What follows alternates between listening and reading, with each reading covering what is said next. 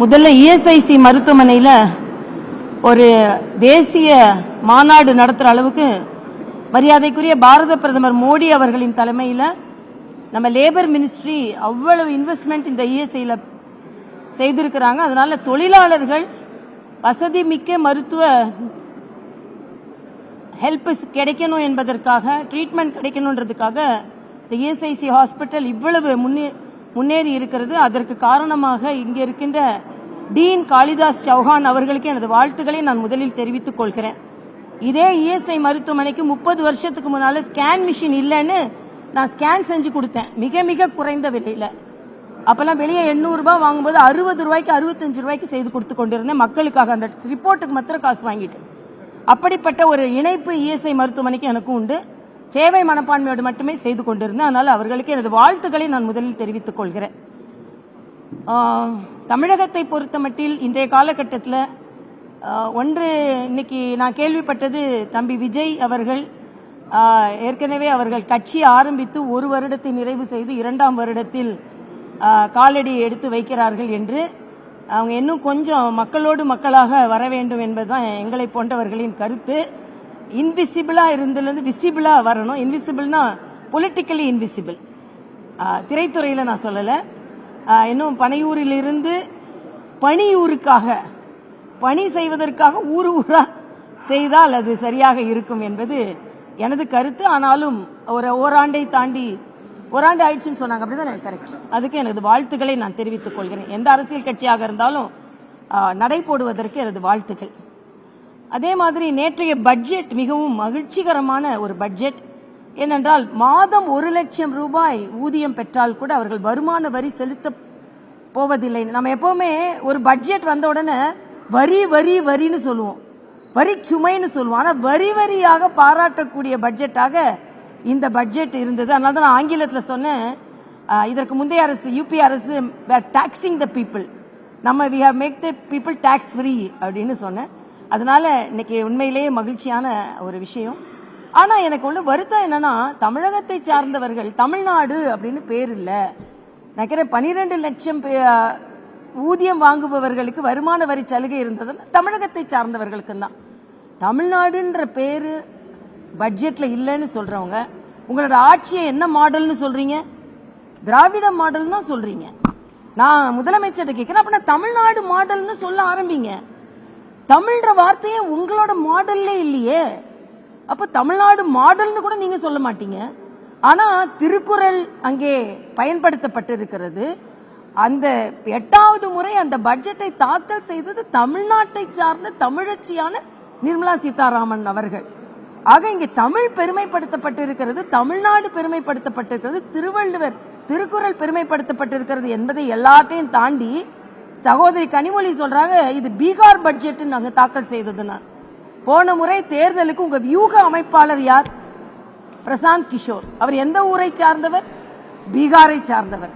ஆக உங்க வியூக அமைப்பாளராக பீகாரை சார்ந்தவர் இருக்கலாம். ஆனா பீகாருக்கு ஒரு வளர்ந்து வரும் மாநிலம் என்ற வகையில் கொடுக்கப்பட்டிருக்கிறது. ஆனால் அதே நேரத்தில் தமிழகத்திற்கு கிடைக்க வேண்டிய நிதி கிடைக்க வேண்டும் என்பதில் பாரதிய ஜனதா கட்சியும் குறிக்கோளாக இருக்கிறது. ஏதோ பாரதிய ஜனதா கட்சிக்கு தமிழ்நாட்டை பத்தி கவலையே இல்லை, ஆனா அவங்களுக்கு தான் கவலை இல்லை கவலை என்பதை போல பேசுவது தவறு என்பது எனது கருத்து. இன்னொன்று, தமிழக முதலமைச்சர் இன்னைக்கு சொல்லியிருக்கிறார், பாஜக போன்ற கட்சிகள் மக்களை சந்திப்பதை அவர்கள் பயப்படுகிறார்கள் என்று. அப்படின்னா உங்க கூட்டணி கட்சியான காங்கிரஸ் மக்களை சந்திக்க பயந்துதான் நீங்கள் இன்று போட்டி போடுகிறீர்களா? இன்னைக்கு உள்ள திராவிட மாடல்ல மக்கள் எதிர்த்து கேள்வி கேட்பார்கள். அதை எதிர்கொள்ள முடியாம தான் காங்கிரசிடமிருந்து நீங்கள் வாங்கி போட்டி போடுகிறீர்களா? நாங்கள் மறுபடியும் சொல்கிறோம், எங்களோடு போட்டி போடுகின்ற தன்மையோடு உங்கள் கட்சி இல்லை என்பதைத்தான் நாங்கள் திருப்பி சொல்கிறோம்.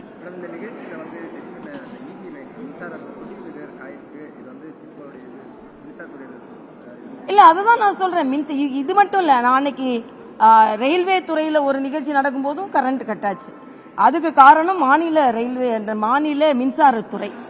24 மணி நேரம் நாங்க மின்சாரம் கொடுக்கிறோம் சொல்லி கொண்டிருந்த நீங்கள் இன்னைக்கு பாத்தீங்கன்னா மின்சாரம் தடைப்பட்டு இருக்கிறது.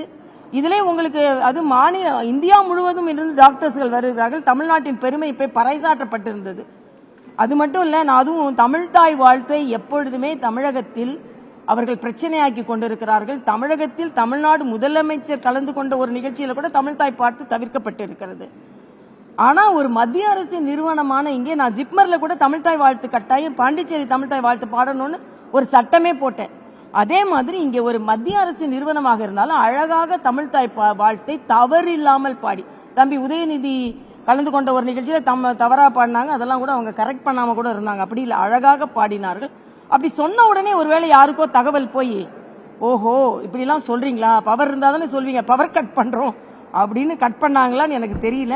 ஏன்னா உள்துறை அமைச்சர் வரும்போதும் பவர் கட் பண்ணுவாங்க. தமிழ் பாரதிய ஜனதா கட்சியை சார்ந்தவர்களை தான் பெரிய நிகழ்ச்சியில கலந்தா அதுக்கு பவர் கட் பண்ணுவாங்க. இது ஒரு டைப் ஆஃப் பவர் கட். நீங்க எவ்வளவு கட் பண்ணாலும் எங்க பவர் ஏறிக்கிட்டே தான் போகும் என்பதை நான் தெரிவித்துக் கொள்கிறேன்.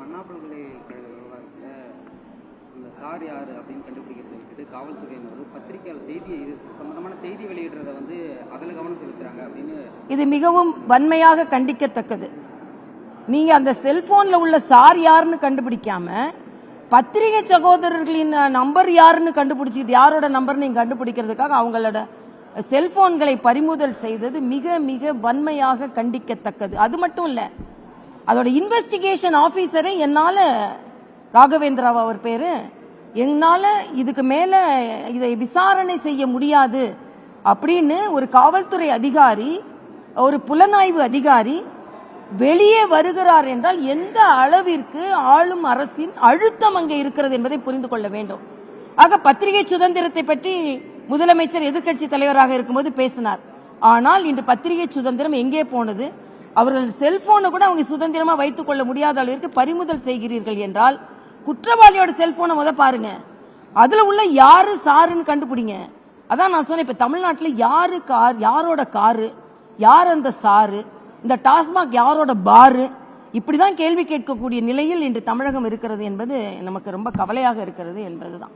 அண்ணாமலை அவர்கள் சொல்லியிருக்காரு, யார் அந்த சாருக்கான ஆடியோ எல்லாமே ஆதாரம் இருக்கு. இல்ல, அது சகோதரர் அண்ணாமலை சொன்னால் அவர்கிட்ட கேட்டீங்கன்னா பரவாயில்ல. எந்த கட்சியோட கொடி இருந்தது அப்படின்றதெல்லாம் அந்த காட்சிகள்ல பார்த்தோம். நேற்றுக்கு முன்னாடி துணை ஆணையர் பிரஸ் மீட்ல இந்த சம்பவத்துல எந்த கட்சி பின்னணியும் கிடையாது, இதுல சம்பந்தப்பட்டவங்க எந்த கட்சியும் சார்ந்தவங்களும் கிடையாதுன்றத தெளிவா சொல்லியிருக்காரு. ஆனா நேற்று அதே துணை ஆணையர் பேசும்போது அதிமுக சம்பந்தப்பட்டிருக்காங்க அப்படின்ற விஷயத்த சொல்லியிருக்காரு. ஆர்.எஸ். பாரதியும் பேட்டி கொடுத்து ஆர்.எஸ். பாரதி என்ன சொல்லியிருக்காரு? அந்த அந்த அந்த ஓஹோ ஓஹோ ஓகே.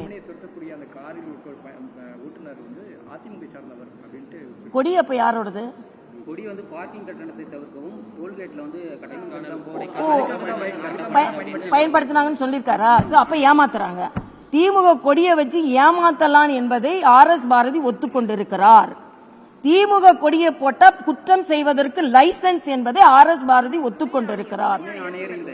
துணை ஆணையர் சொன்னாரா? சரி, துணை ஆணையர்னாலும் என்ன, அவர் ஆணையர், அவர் ஆர்.எஸ். பாரதி என்ன சொன்னாரு? சரி சரி சரி சாரி, நான் ஆர்.எஸ். பாரதி சொன்னார் நினைச்சேன்.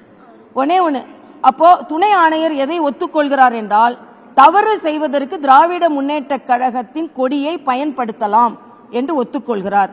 அப்ப டோல்கேட்ல நமக்கு திராவிட முன்னேற்ற கழக கொடி வந்ததுன்னா உள்ள அதிமுக காரங்க இருந்துட்டு திராவிட முன்னேற்ற கழக கொடியை பயன்படுத்துறாங்களா அப்படின்னு ஆர்.எஸ். பாரதியோட எண்ணப்படி நம்ம பார்க்கணும். இன்னொன்று, அப்ப அதிமுக காரங்க இப்ப திராவிட முன்னேற்ற கழக கொடி என்ன தேசிய கொடியா எல்லாரும் பயன்படுத்தலான்றதுக்கு இது ஒரு மிக வன்மையாக கண்டிக்கத்தக்கது. திராவிட முன்னேற்ற கழக கொடி அந்த கார்ல இருந்தது. அந்த காரை கண்டுபிடிக்கிறதுக்கு 4-5 நாள் ஆக்கிட்டு இது பல ஓனர் கிட்ட மாறி மாறி போச்சு. அதனால எங்களால கண்டுபிடிக்க முடியலன்னு சொன்னா அப்பதான் நாங்கெல்லாம் கேட்டோம் யாருடையது கார்னு கேள்வி கேட்கறதுன்னு. அப்ப திராவிட முன்னேற்ற கழக கொடிக்கு நம்பகத்தன்மை இல்லை என்பதை ஆர்.எஸ். பாரதியும் ஒப்புக்கொண்டிருக்கிறார், ஆணையரும் ஒப்புக்கொண்டிருக்கிறார். அப்போ இந்த கொடியை இன்வெஸ்டிகேட் பண்ண வேண்டியது யாரெல்லாம் திராவிட முன்னேற்ற கழக கொடி கட்டிய கார் இருக்கிறதோ அதில் குற்றவாளிகள் பயணிக்கிறார்களா, திராவிட முன்னேற்ற கழக கொடி பறக்கும் கார்களில், திராவிட முன்னேற்ற கழக கொடி பறக்கும் வீடுகளில் குற்றவாளிகள் இருக்கிறார்களா என்று விசாரிக்கப்பட வேண்டிய நிலையில் தமிழகம் இருக்கிறது என்பதை மிக வேதனையாக நான் தெரிவித்துக் கொள்கிறேன். அதற்கு இதைத்தான் நான் சொல்றேன். ஏதாவது இல்ல, அண்ணா யூனிவர்சிட்டிலயும் அவங்க அதை தான் சொன்னாங்க. அண்ணா யூனிவர்சிட்டியில என்ன சொன்னாங்க, இதுல எந்த கட்சியும் இதில் சம்பந்தப்படவில்லைன்னு சொல்லிட்டு அதற்கப்புறம் அந்த கட்சியை சார்ந்தவரை பற்றிய அதிகாரங்கள் எல்லோரும் இணையதளத்தில் பரவவிட்ட பின்பு அவர் வந்து பிரியாணி யாருக்கு போட்டாரு, பிரியாணி யாருக்கு சமைச்சு கொடுத்தாருன்ற வரைக்கும் தெரிஞ்சுக்கிட்டு இன்னைக்கு நம்ம அந்த மாசுபட்டவர் யாருன்னு நமக்கு தெரியலையே, அந்த மாசுபட்டவர் யாருன்னு நமக்கு தெரியலையே. அதனால அப்படி இருக்கின்ற சூழ்நிலையில இன்னைக்கு வந்து திராவிட முன்னேற்ற கழகத்தை சார்ந்தவர் அந்த குற்றத்திலேயும் ஈடுபட்டு இருக்கிறார். இங்கேயும் கொடிகட்டி பறக்கிறது திராவிட முன்னேற்ற கழகத்தின் குற்றம் ஈசிஆர்ல. அதனால மக்கள் இன்று திமுக மீது நம்பிக்கை இழந்திருக்கிறார்கள். குற்றவாளிகள் எங்கெல்லாம் இருக்கிறார்களோ அங்க குற்றவாளிகள் திமுக உறுப்பினராக இருக்காங்க, இல்ல திமுக கொடிகட்டி பறக்கிறதுன்னு நான் சொல்ல முடியும். அதே மாதிரி நீங்க சொன்ன மாதிரி அதிமுக காரங்க எந்த கட்சியும் சார்ந்தவர் இல்லைன்னு சொன்னீங்கல்ல, அப்புறம் எப்படி அதிமுக காரர்னு சொல்றீங்க? ஆக இதுலயே அரசியல் செய்து கொண்டிருக்காதீர்கள், உண்மையான குற்றவாளிகளை கண்டுபிடிங்கள். அதனால்தான் அண்ணா நகர் பாலியல் வழக்குல உயர்நீதிமன்றம் தமிழக காவல்துறை மீது எங்களுக்கு நம்பிக்கை இல்லை என்று அவர்கள் ஸ்பெஷல் இன்வெஸ்டிகேஷன் டீமை அப்பாயிண்ட் செய்தாங்க. தமிழக காவல்துறை மீது நம்பிக்கை இல்லைன்னு கோர்ட் சொல்லல, எதிர்கட்சி சொல்ல. அண்ணன் திருமாவளவனே சொல்றாரு, வேங்கை வயல்ல எங்களுக்கு தமிழக காவல்துறை மீது நம்பிக்கை இல்லை, அதனால சிபிஐ வேணும்னு திருமாவளவன் சொல்றாரு.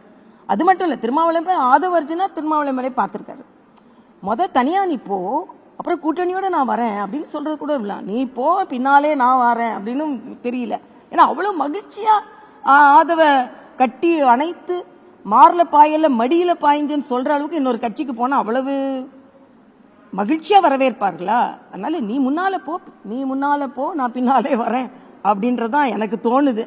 அதனால திராவிட முன்னேற்ற கழக கூட்டணி, குறிப்பா அண்ணன் திருமாவளவன் அங்க இருப்பாரா, இல்லைன்னா முதல்ல ஆதவை அனுப்பிவிட்டு ஆதவனிடமிருந்து வெளியேறுவாரா என்று எனக்கு தெரியவில்லை. பட்டினம்பாக்கத்தில் வந்து அந்த போக்குவரத்து போலீசார் காவலர் ஒருவர் வந்து 13 வயது சிறுமிக்கு பாலியல் தொழில் இல்லை, இது ரொம்ப மனதிற்கு வருத்தமான ஒரு விஷயமா இருக்குதுங்க. பல்கலைக்கழகங்களில் பாலியல் தொந்தரவு, பள்ளிகளில் பாலியல் தொந்தரவு, போலீஸ் பூத்தில் பாலியல் தொந்தரவு, ஈசிஆர் போன்ற ரோடுகளில் பாலியல் தொந்தரவு. இதற்கு முதலில் அண்ணன் ஸ்டாலின் பதில் சொல்லி ஆக வேண்டும். இது எல்லாம் பட்டவர்த்தனமா பள்ளிகளில் நடக்கிறது, வெளிப்படையாக நடக்கிறது.